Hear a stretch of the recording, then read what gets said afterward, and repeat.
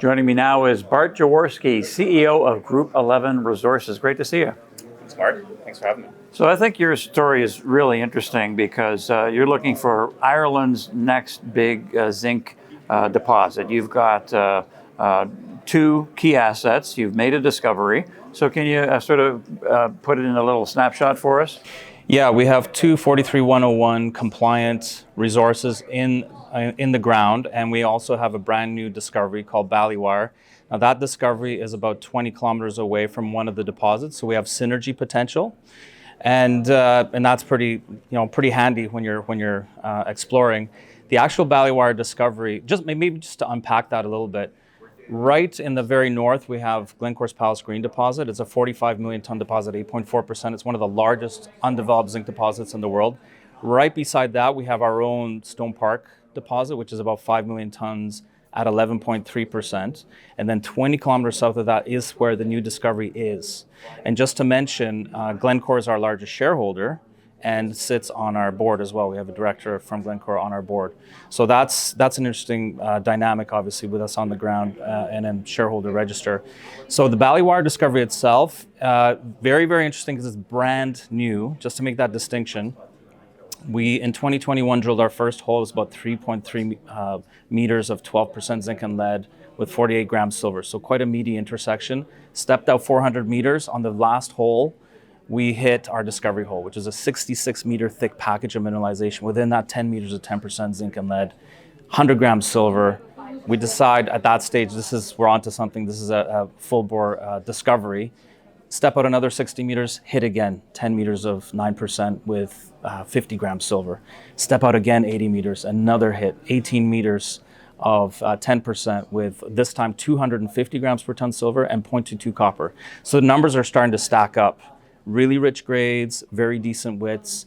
The strike length is about 550 meters, which as a visual is about the height of the CN Tower.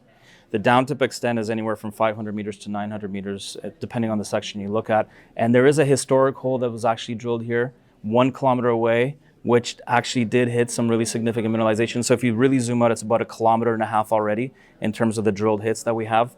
Open for 3 kilometers to the east, open to the west as well. We have a 6 by 2 kilometer search area. So things are really starting to heat up here.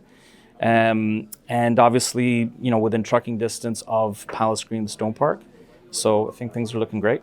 All right, very good. Now explain how you're using geophysical technology, especially gravity surveying, to identify these high priority targets. Well, look, it's been 7 years, $20 million and about 100 holes to get to where we are now. In the early days, we were focused on data compilation and basically distilling the best ideas and selectively drilling those best ideas. When we finally tagged into a discovery, we did much the same. We followed it along trend and made the discovery to where it is today. But we knew because we were getting massive sulfides, it should be amenable to gravity. Gravity basically tells you there's something high density within the limestone. So we decided to do a detailed gravity survey over the area. And lo and behold, we found a gravity anomaly over our discovery area. So that basically says the gravity is working. It's picking up the massive sulfide mineralization. The exciting bit is that there's a brand new gravity anomaly to the left and to the right of us. That's actually much bigger than the anomaly that we're working on right now that we've actually drilled off. So there's tangible upside on the left and on the right of us, east and west of us. And if you look at the broad regional gravity data, there seems to be 2 more anomalies. So there's 4 altogether over that 6 by 2 kilometer area. So really, really interesting, big upside there. And again, I can't stress enough, I think, you correct me if I'm wrong, but investors out there are inundated with a lot of drill results every day. Yep. And it's very hard to distinguish, what's new versus what's a zombie, and companies trying to, revive an old project that's been around for decades, right? So here I just want to make a very clear distinction. It's a brand new project. We cracked the code. We're the first ones to crack the code on the ground, which basically means the exploration upside is wide open for us. So you mentioned Glencore's Palace Green nearby, and you've got you own Carrickittle West, and you say similarities are emerging between the two. So what are the similarities?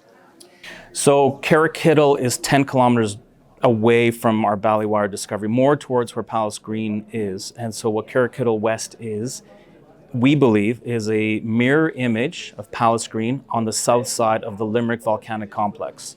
The Limerick Volcanic Complex is a 20 kilometer by 10 kilometer body.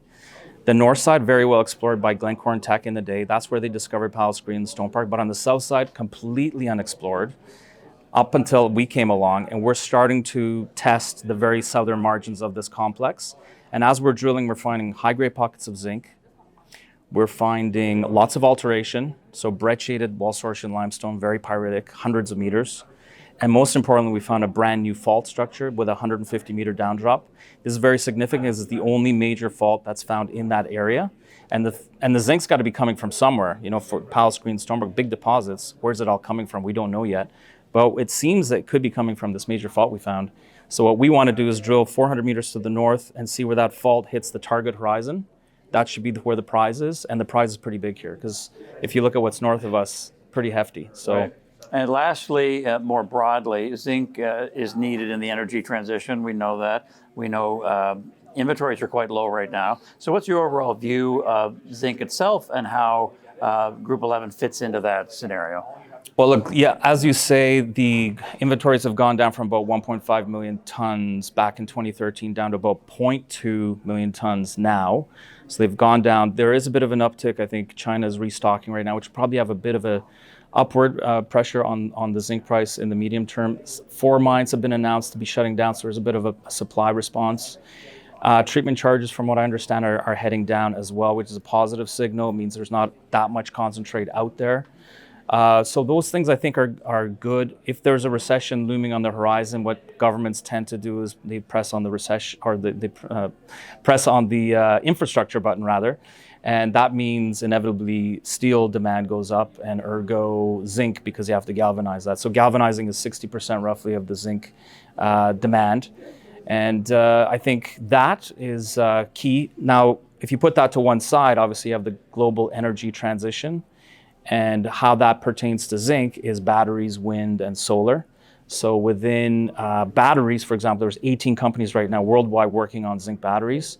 More geared for grid power storage than EVs, but I think for grid power storage, zinc is your metal. It's not flammable, it's recyclable, it's cheaper. There's a lot of positives along with it. So I think watch that space. It's going to be a growing field, I think. For wind, the world's going offshore, and you need 10 times the zinc to galvanize those offshore wind turbines. They need onshore because of the corrosive environment out at sea. And then obviously with solar prices have gone way down. There's a lot of solar farms getting put into production, and all that requires a lot of steel. So again, that has to be galvanized. So I think zinc has a role to play in that, and I think where Group 11 I think comes into it is, high-grade discoveries tend to go up no matter what the market environment is. So we hope to be in that camp, and I think if we really keep growing Ballywire, if we hopefully make a discovery at Carrickadle West, then I think we'll be on very, very strong footing there. And I hope that we can maybe time it right with a major uptick in the zinc price and the base metal price in general. And I hope that your viewers will join us in our journey. So I think it's going to be a good one. Yeah, well, you have a very unique story. You illuminated it for us very well today, so we appreciate it. Nice to meet you. Nice to meet you too. Okay. Thanks very much. Thanks. Bart Jaworski, CEO of Group 11 Resources.